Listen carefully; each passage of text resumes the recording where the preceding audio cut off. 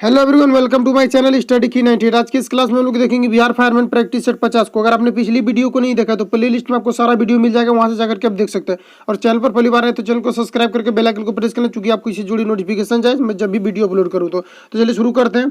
पहला प्रश्न आपके सामने यहाँ पर आपको बताना है। प्रत्येक प्रश्न में आपको 3 से 4 सेकंड का टाइम लेना है और आपको अटेम्प्ट करने का प्रयास करना है, क्योंकि सारे प्रश्न आपका जो है एग्जाम पॉइंट ऑफ व्यू से काफी महत्वपूर्ण है, इसलिए आपको जो है सारा प्रश्न को अटेम्प्ट करने का प्रयास करना है। तो यहाँ पर आपको एक नंबर में बताना है कि रोलेक्ट एक्ट 1919 किसके शासनकाल में लागू किया गया था। तो बताइए कि रोलेक्ट एक्ट किसके शासनकाल में 1919 में लागू किया गया था, ये आपको यहाँ पर बताना। तो ये किया गया था लॉर्ड चेम्सफोर्ड के शासनकाल में किया गया था। तो ऑप्शन ए यहाँ पर आपका राइट है। अगर हम बात करें कि इसको क्यों लागू किया गया था, तो इसको राष्ट्रवाद को रोकने के लिए 1919 में इसको जो है लागू किया गया था। तो ऑप्शन ए यहाँ पर आपका राइट है। इसके अलावा आपको यहाँ पर याद रखना कि रोलेक्ट एक्ट के दौरान जो जलियांवाला जो बाग हत्याकांड हुआ था, ये रोलेक्ट एक्ट के दौरान ही हुआ था। ये कब हुआ था, तो ये 13 मार्च को हुआ था। ठीक है, ये भी आपको यहाँ पर याद रखना है। 13 मार्च 1919 को जो जलियांवाला बाग हत्याकांड हुआ था, ये रोलेक्ट एक्ट के कारण से हुआ था। तो ऑप्शन ए यहाँ पर आपका राइट है कि जिसको शासन कर जिसमें कि इसको किसके शासनकाल में लागू किया गया था, ये चेम्सफोर्ड के शासनकाल में किया गया था। तो ऑप्शन ए यहाँ पर आपका राइट हो जाएगा। इसके अलावा आपको यहाँ पर याद रखना है कि गोली चलाने का जो जलियांवाला बाग जो हत्याकांड हुआ था, इसमें गोली चलाने का आदेश किसने दिया था, तो जनरल ओडायर के द्वारा इसमें गोली चलाने का आदेश दिया, जिसमें से कि 25 से लेकर के 25 से लगभग 30,000 व्यक्ति को मारे जाने की इसमें जो है मारे जाने के लिए जो है इसमें गोली चलाने का आदेश दिया गया था। तो ऑप्शन ए यहाँ पर आपका राइट हो जाएगा। नेक्स्ट आगे बढ़ते हैं। नेक्स्ट यहाँ पर आपको 2 नंबर बताना कि गुजरात में साबरमती आश्रम की स्थापना गांधी जी ने किस वर्ष की थी। तो बताइए कि गुजरात में साबरमती आश्रम की स्थापना गांधी जी ने किस वर्ष की थी, ये आपको यहाँ पर पूछा जा रहा है। तो बताइए ये कब किया गया था, 1916 में किया गया था। तो ऑप्शन ए यहाँ पर आपका राइट हो जाएगा। और आपको यहाँ पर याद रखना है कि यहाँ से जो दांडी मार्च जो शुरुआत किया गया था, ये कहाँ से किया गया था, ये साबरमती से जो दांडी मार्च महात्मा गांधी के द्वारा जो दांडी यात्रा शुरू किया गया था, ये किसके द्वारा, तो महात्मा गांधी के द्वारा। और ये जो है कहाँ से किया गया था, ये साबरमती आश्रम से किया गया था। कब किया गया था, कि ये आपसे यहाँ पर पूछा जाता है। तो ये किया गया था आपका 22 मार्च 1930 को किया गया था दांडी यात्रा। और ये कब पहुंचे थे, दांडी कब पहुंचे थे, तो ये पहुंचे थे 6 अप्रैल 1930 को। ठीक है, तो ये भी आपको यहाँ पर याद रखना कि 6 अप्रैल 1930 को ये पहुंचे थे। और वहां पर कानून को तोड़ करके उन्होंने जो नमक सत्याग्रह का आंदोलन शुरू किया। तो ऑप्शन ए यहाँ पर आपका राइट हो जाएगा। नेक्स्ट आगे बढ़ते हैं। नेक्स्ट यहाँ पर आपको बताना है 3 नंबर में पूछा जा रहा है पुस्तक सत्यार्थ प्रकाश किसके द्वारा लिखा गया था।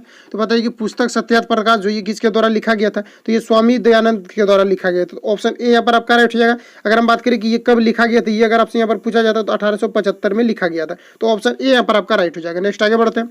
नेक्स्ट यहाँ पर 4 नंबर में बताना है आपको कि खूब गेहूं उपजाऊ गेहूं ही हमें जंग जिताएगा, यह किसने कहा था। तो बताइए कि खूब गेहूं उपजाऊ गेहूं ही हमें जंग जिताएगा, ये किसके द्वारा कहा गया था, ये आपको यहाँ पर बताना था। ये वुडरो विल्सन के द्वारा कहा गया था। तो ऑप्शन ए यहाँ पर आपका राइट हो जाएगा। नेक्स्ट आगे बढ़ते हैं। नेक्स्ट यहाँ पर आपको बताएंगे निम्नलिखित महाजनपदों में से किसकी राजधानी चंपा थी। बताइए कि निम्नलिखित महाजनपदों में से किसकी राजधानी चंपा थी, ये आपको यहाँ पर बताते ये अंग हो जाएगा। ऑप्शन डी यहाँ पर आपका राइट हो जाएगा कि अंग की जो राजधानी महाजनपदों में जो राजधानी थी ये चंपा थी। तो ऑप्शन डी यहाँ पर आपका राइट है। नेक्स्ट आगे बढ़ते हैं। नेक्स्ट यहाँ पर आपको बताना सिंधु घाटी सभ्यता के किस स्थान पर एक व्यक्ति एक पंक्ति में 6 अंग भंडार है। तो बताइए किसमें, हड़प्पा में या फिर लोथल में या मोहनजोदड़ो या कालीबंगन में, ये आपको यहाँ पर बताना। तो क्वेश्चन को फिर से पढ़िए कि सिंधु घाटी सभ्यता के किस स्थान पर एक पंक्ति में 6 अन्न भंडार है, तो ये किसमें, ये आपको यहाँ पर बताना। तो ये जो है हड़प्पा में था। ऑप्शन ए यहाँ पर आपका राइट है। नेक्स्ट आगे बढ़ते हैं। नेक्स्ट यहाँ पर आपको बताना है कि ऋग्वेदीय के नाम से पुरुषनी किस नदी आधुनिक नाम है के तत्पुरुष है। तो बताइए कि तत्पुरुष जो है ऋग्वेदीय के नाम से पुरुषनी किस नदी के तत्पुरुष है। तो बताइए किस नदी के तत्पुरुष है, ये आपको यहाँ पर पूछा जा रहा है। तो बताइए किस नदी के, तो ये रावी नदी के। तो ऑप्शन सी यहाँ पर आपका राइट हो जाएगा। इसके अलावा आपको यहाँ पर याद रखना कि रावी नदी जो है इसका जो निर्माण होता है, ये कहाँ से इसका उद्गम होता है, तो ये हिमाचल से होता है। ठीक है, इसका उद्गम की अगर हम बात करें तो ये हिमाचल से होता है, और अंत की अगर हम बात करें तो ये चिनाब नदी में जाकर के इसका अंत होता है। ठीक है, और जो कि कहाँ से कहाँ गुजरती है, तो ये उत्तर प्रदेश ये हिमाचल प्रदेश, जम्मू कश्मीर और जो है ये पाकिस्तान से होकर के गुजरती है। इसकी लंबाई की अगर हम बात करें कि लंबाई कितना होता है, तो ये 725 किलोमीटर होता है। तो ये भी आपको यहाँ पर याद रखना है। तो ऑप्शन सी यहाँ पर आपका राइट है। नेक्स्ट आगे बढ़ते हैं। नेक्स्ट यहाँ पर आपको बताना है गुप्त वंश का अंतिम महान शासक कौन था। बताइए कि गुप्त वंश का अंतिम महान शासक कौन था, ये आपको यहाँ पर पूछा जा रहा है। तो गुप्त वंश का जो अंतिम महान शासक था ये स्कंदगुप्त। ऑप्शन ए यहाँ पर आपका राइट हो जाएगा। नेक्स्ट आगे बढ़ते हैं। नेक्स्ट यहाँ पर आपको 9 नंबर में पूछा जा रहा है गुरु नानक से संबंधित निम्नलिखित में से कौन सा वक्तव्य सही नहीं है। ये बताइए कि गुरु नानक से संबंधित निम्नलिखित में से कौन सा वक्तव्य नहीं है, ये आपको यहाँ पर बचाना। तो सिख धर्म के संस्थापक, तो ये जो है गलत है। ठीक है, तो ऑप्शन ए यहाँ पर आपका राइट है। अगर हम बात करें कि गुरु नानक का जन्म कब हुआ था, ये पूछा जाता है कि गुरु नानक देव का जन्म कब हुआ था। ये हुआ था आपका 15 अप्रैल को। कब हुआ था, ये 15 अप्रैल 1469 को हुआ था। ये भी आपको यहाँ पर याद रखना। कहाँ पर हुआ था, ये पाकिस्तान के तलमंडी में हुआ था। तो ऑप्शन ए यहाँ पर आपका राइट हो जाएगा। इतने फैक्ट आपको याद रखना है। नेक्स्ट आगे बढ़ते हैं। नेक्स्ट यहाँ पर आपको बताना है गुरु तेज बहादुर को मृत्यु दंड किसने दिया था। बताइए गुरु तेज बहादुर को मृत्यु दंड किसने दिया था, ये आपको यहाँ पर बताती है औरंगजेब के द्वारा दिया गया था। ऑप्शन ए यहाँ पर आपका राइट है, औरंगजेब क्या है, तो ये एक मुगल बादशाह क्या है, मुगल बादशाह औरंगजेब के द्वारा गुरु तेज बहादुर को मृत्यु दंड दिया गया था। तो ऑप्शन ए यहाँ पर आपका राइट हो जाएगा। नेक्स्ट आगे बढ़ते हैं।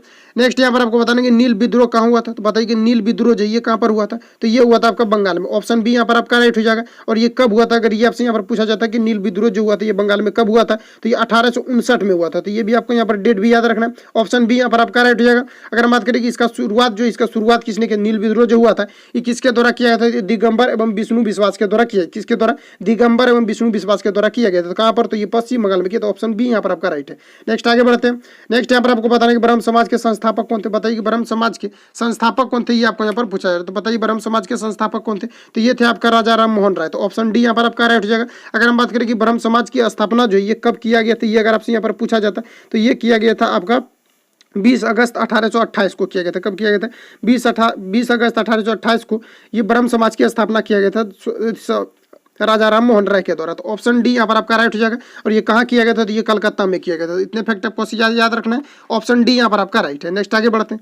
नेक्स्ट यहाँ पर आपको 13 नंबर में पूछा जा रहा है प्रसिद्ध डांडी मार्च किस वर्ष हुआ था। तो इसके लिए मैंने अभी फुल डिटेल्स आपको बताया कि ये कब हुआ था। तो ये हुआ था आपका 1930 को हुआ था। तो ऑप्शन सी यहाँ पर आपका राइट हो जाएगा। नेक्स्ट आगे बढ़ते हैं।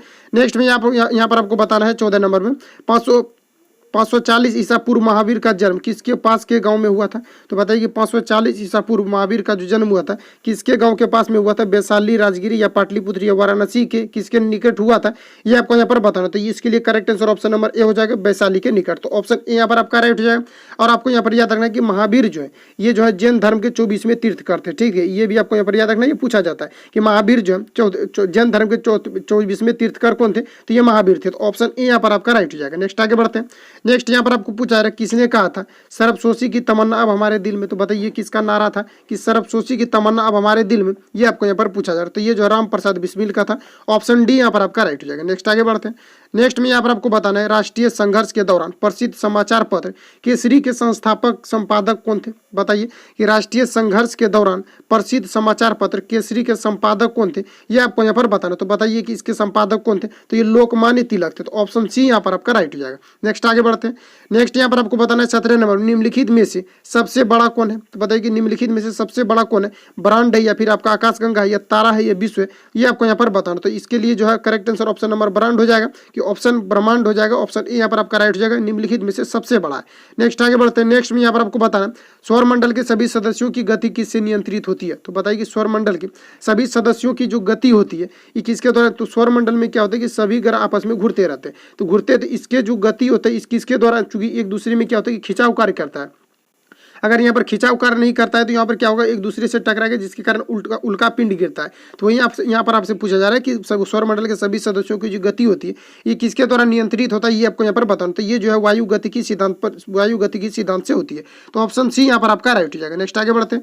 नेक्स्ट यहाँ पर आपको बताना है जनसंख्या के विचार से भारतीय राज्यों में बिहार का कौन सा स्थान है। बताइए जनसंख्या के विचार से भारतीय राज्यों में बिहार का कौन सा स्थान है, ये आपको यहाँ पर। तो जनसंख्या की अगर हम बात करें सबसे पहले आपका 1 नंबर पर आ जाएगा उत्तर प्रदेश, दूसरा में आ जाएगा आपका महाराष्ट्र आ जाएगा और तीसरा में 3rd नंबर पर आता है बिहार। ठीक है, तो यहाँ पर आपका बिहार करेक्ट आंसर हो जाएगा। बिहार देखिए किसमें दिया हुआ है, तो बिहार देखिए यहाँ पर तीसरा में हो जाएगा। तो ऑप्शन सी यहाँ पर आपका राइट हो जाएगा। नेक्स्ट आगे बढ़ते हैं।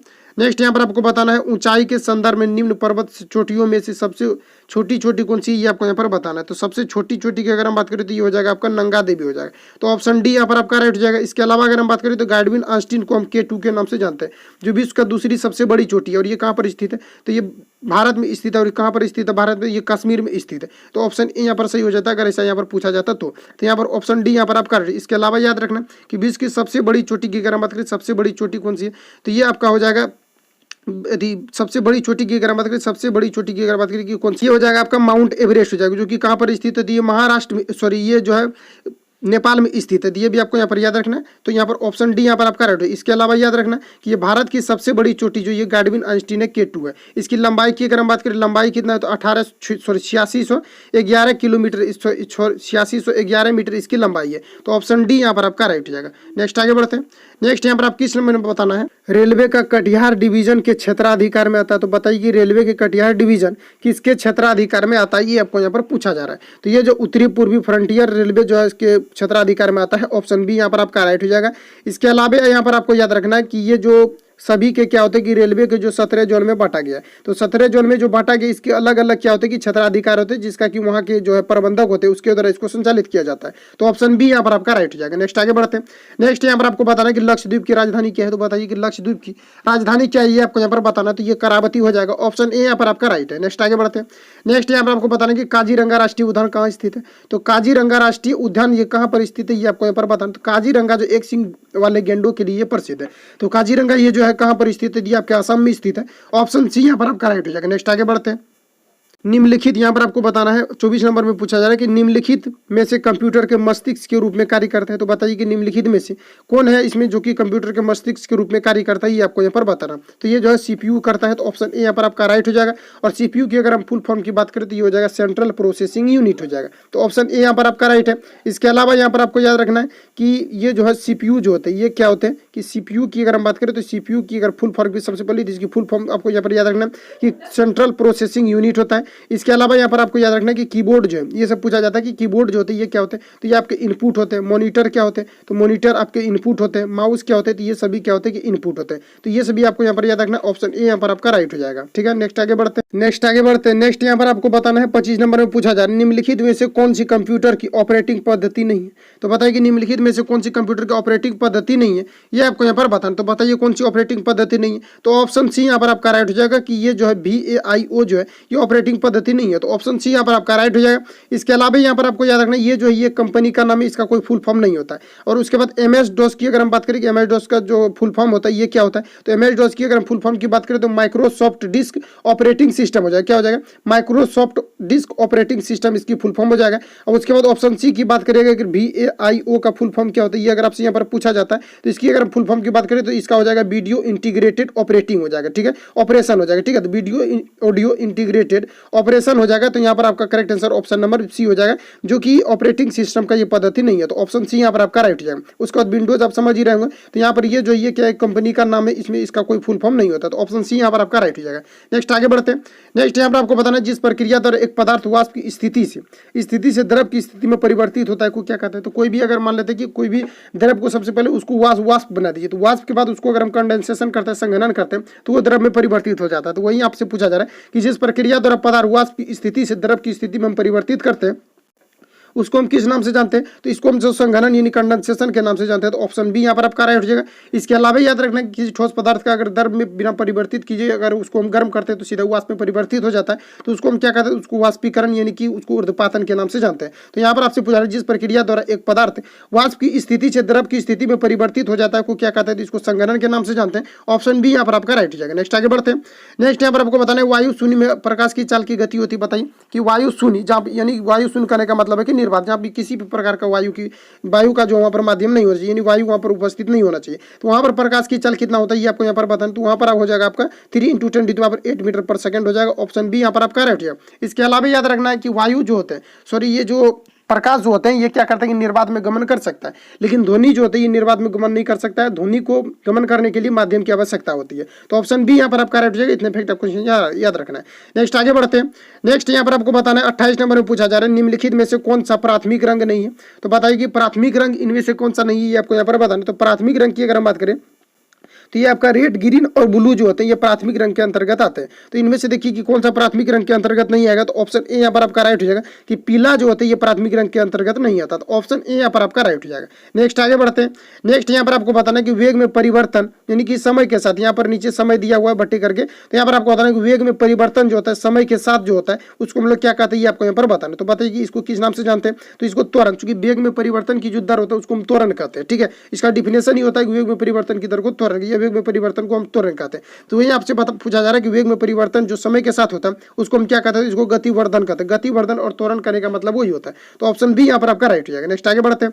नेक्स्ट यहाँ पर आपको बताना है कि शुद्ध जल का पीएच मान कितना होता है, तो ये सभी को पता होना चाहिए कि शुद्ध जल का पीएच मान जो होता है ये 7 होता है, और जल जो है ये ना तो उदासीन होता है और ना ही तो क्षारीय होता है, क्योंकि ये हाइड्रोजन आयन का त्याग करता है, तो ऑप्शन सी यहाँ पर आपका राइट हो जाएगा। नेक्स्ट आगे बढ़ते हैं।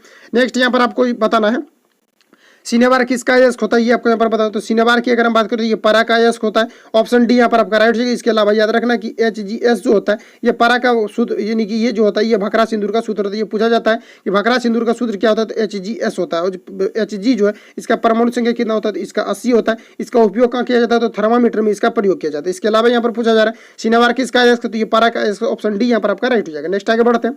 नेक्स्ट यहाँ पर आपको बताना कि निम्नलिखित किस संविधान संशोधन अधिनियम द्वारा मतदान करने की आयु 30 वर्ष से घटाकर 18 वर्ष की गई है। तो जब 61वां संविधान संशोधन हुआ था, कब हुआ था 61वां संविधान संशोधन, अगर आपसे यहाँ पर ये पूछा जाता है कि कब हुआ था, तो ये 1989 में हुआ था 61वां संविधान संशोधन, जिसमें कि मतदान करने की आयु जो है 21 वर्ष थी, लेकिन ये 30 वर्ष यहाँ पर टाइपिंग मिस्टेक हो गया, यहाँ पर 21 वर्ष होगा, 21 वर्ष से घटा करके जिसमें कि 18 वर्ष कर दिया गया। तो ऑप्शन ए बी यहाँ पर आपका राइट हो जाएगा कि 61वां संविधान संशोधन के द्वारा ऐसा किया गया था। तो ऑप्शन बी यहाँ पर आपका राइट है। नेक्स्ट आगे बढ़ते हैं। नेक्स्ट यहाँ पर आपको बताना है 33 नंबर में यहाँ पर आपको पूछा रहा है कि भारत में प्रशासन का औपचारिक प्रधान कौन होता है। तो बताइए कि भारत में प्रशासन का औपचारिक प्रधान कौन होता है, ये आपको यहाँ पर बताना। तो औपचारिक प्रधान की अगर हम बात करें तो ये राष्ट्रपति होता है, ऑप्शन ए यहाँ पर आपका राइट हो जाएगा। नेक्स्ट आगे बढ़ते हैं।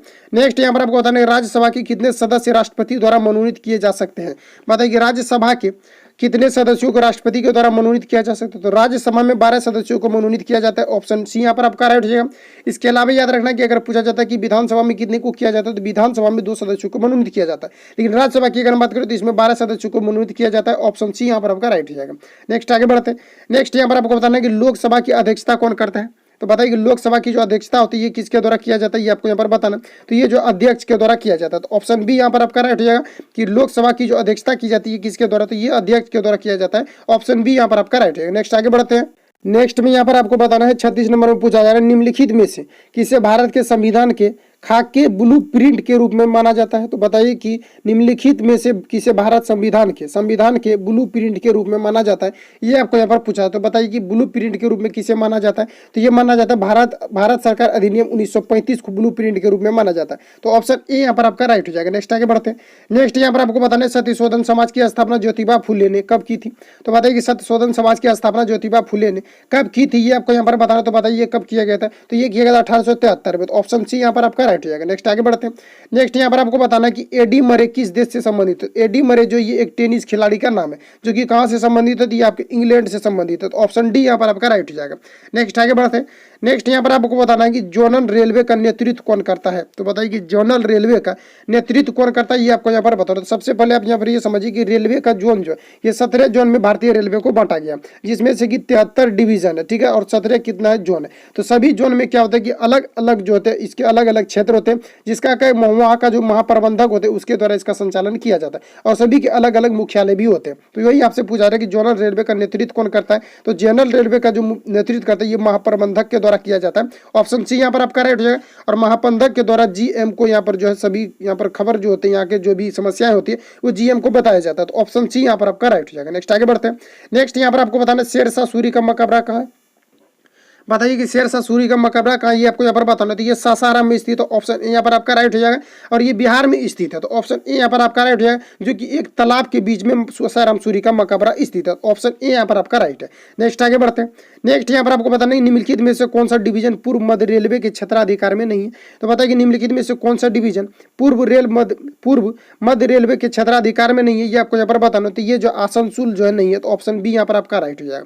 नेक्स्ट आगे बढ़ते हैं। और इसके अलावा यहाँ पर आपको याद रखना है ये सभी जो है कई बार हो चुका है कि आसनसोल जो है ये कोयला के लिए सबसे विख्यात है, ठीक है। तो ऑप्शन बी यहाँ पर लोकोमोटिव जो है ट्रेन का यहाँ पर इस्तेमाल यानी कि बनाया जाता है। तो ऑप्शन बी यहाँ पर आपका राइट है। नेक्स्ट आगे बढ़ते हैं।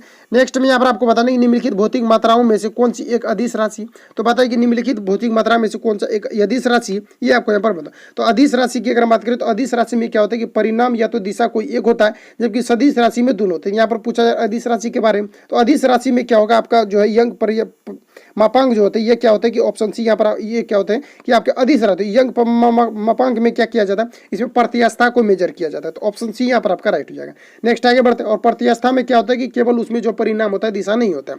नेक्स्ट आगे बढ़ते हैं। आवेग किसके तुल्य होता है, ये बताना है आपको। यहाँ पर आवेग जो है ये किसके तुल्य होता है। तो आवेग की अगर हम बात करें तो ये जो संवेग में परिवर्तन के तुल्य होते हैं आवेग। तो ऑप्शन ए यहाँ पर आपका राइट हो जाएगा।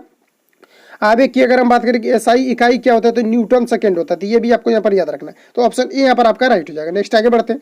नेक्स्ट यहाँ पर आपको बताना 44 में प्रकाश डैश में सबसे तेजी से गति यात्रा करता है। तो बताइए कि प्रकाश जो है सबसे तेज किस में यात्रा कर सकता है, तो ये निर्बाध में कर सकता है। तो निर्बाध देखिए ऑप्शन यहाँ पर दिया हुआ डी में दिया हुआ, correct answer option number D हो जाएगा। और निर्बाध में प्रकाश की चाल की अगर हम बात करें तो ये कितना होता है, तो ये 3 × 10⁸ मीटर पर सेकेंड होता है। तो ये भी यहाँ पर याद रखना है, ऑप्शन डी यहाँ पर आपका राइट हो जाएगा। नेक्स्ट आगे बढ़ते हैं। नेक्स्ट में यहाँ पर आपको बताना है कि प्रक्षेप गति में कुल उड़ान समय डैश होता है। तो बताइए प्रक्षेप जो किया जाता है, यानी कि किसी भी रॉकेट को अगर मान लेते हैं कि यहाँ से प्रक्षेपित किया जा रहा है, तो प्रक्षेप जो किया जाता है इसमें क्या होता है कि प्रक्षेप में जो गति लगता है ये क्या होता है कि अधिकतम ऊंचाई तक जो समय लगता है उड़ने में, उसका इसमें 2 गुना लगता है, तभी वो प्रक्षेपित हो पाता है। ऑप्शन ए में दिया हुआ अधिकतम ऊंचाई तक पहुंचने के लिए लगने वाला समय के तुल्य होता है, ये गलत हो जाएगा। नेक्स्ट में दिया हुआ अधिकतम ऊंचाई तक पहुंचने के लिए लगने वाले बल के 3 गुना होता है, ये भी गलत हो जाएगा। अधिकतम ऊंचाई से पहुंचने के लिए लगने वाले बल के 4 गुना भी नहीं होता, तो ऑप्शन डी यहाँ पर जो है आपका करेक्ट हो जाएगा। अधिकतम ऊंचाई तक पहुंचने के लिए लगने वाले बल के क्या होता है कि 2 गुना होता है। जो प्रक्षेपित में गति लगता है ये अधिकतम ऊंचाई तक पहुंचने के लिए जो समय लगता है इसके क्या होता है, इसमें 2 गुना लगता है। तो ऑप्शन यहाँ पर डी आपका राइट हो जाएगा। नेक्स्ट आगे बढ़ते हैं। नेक्स्ट यहाँ पर आपको बताना है कि पारा न उतरना, इस मुहावरे का अर्थ क्या है। तो बताइए कि पारा न उतरना हिंदी में इस मुहावरे का अर्थ क्या होता है, ये आपको यहाँ पर बताना क्या होता है। तो इसका होता है कि अशांत होना, यानी कि शांत ना होना। ऑप्शन सी यहाँ पर आपका राइट हो जाएगा। नेक्स्ट आगे बढ़ते हैं। हिंदी से आपका लगभग से 7 से 8 प्रश्न जो है इसमें पूछा जाएगा, ठीक है। तो हिंदी के जो आपको प्रश्न को यहाँ पर लगाते रहना। तो हिंदी वर्णमाला में यहाँ पर पूछा, हिंदी वर्णमाला में स्वर्णों की संख्या कितनी होती है। तो बताइए कि स्वरों की संख्या हिंदी वर्णमाला में कितनी होती है। तो हिंदी वर्णमाला की अगर हम बात करें तो इसमें आपका जो है 11 होती है। तो ऑप्शन ए यहाँ पर आपका राइट हो जाएगा। नेक्स्ट आगे बढ़ते हैं। नेक्स्ट यहाँ पर आपको बताना कि समान भाषा समभाषा से आशय, समभाषा का मतलब क्या होता है, भाषण देना या फिर बदले में उत्तर देना या वर्णन करना। ऑप्शन डी में दिया हुआ है मिलकर बोलना। इसका मतलब क्या होता है ये आपको यहाँ पर बताना कि समभाषा का मतलब क्या होता है। तो बताइए क्या होता है, तो इसका मतलब होता है मिलकर बोलना। तो ऑप्शन डी यहाँ पर आपका राइट हो जाएगा। नेक्स्ट आगे बढ़ते हैं। नेक्स्ट यहाँ पर आपको बताना है फाउंटेन पेन का आविष्कारक कौन था। तो फाउंटेन पेन का जो आविष्कार किया गया था ये किसके द्वारा किया गया था, ये आपको यहाँ पर बताना है। तो ये वाटरमैन के द्वारा किया गया था, वाटरमैन के द्वारा किया गया था। ऑप्शन ए यहाँ पर आपका राइट हो जाएगा। इसके अलावा याद रखना कि ये कब किया गया था, ये अगर आपसे यहाँ पर पूछा जाता तो 1884 में किया गया था। तो ऑप्शन ए यहाँ पर आपका राइट हो जाएगा। नेक्स्ट आगे बढ़ते हैं। नेक्स्ट यहाँ पर आपको सोडियम बाइकार्बोनेट का प्रचलित नाम क्या है, ये आपको यहाँ पर पूछा रहा है। सोडियम बाइकार्बोनेट का प्रचलित नाम क्या है, ये आपको यहाँ पर पूछा रहा है। तो ये हो जाएगा बेकिंग सोडा। ऑप्शन डी यहाँ पर आपका राइट हो जाएगा।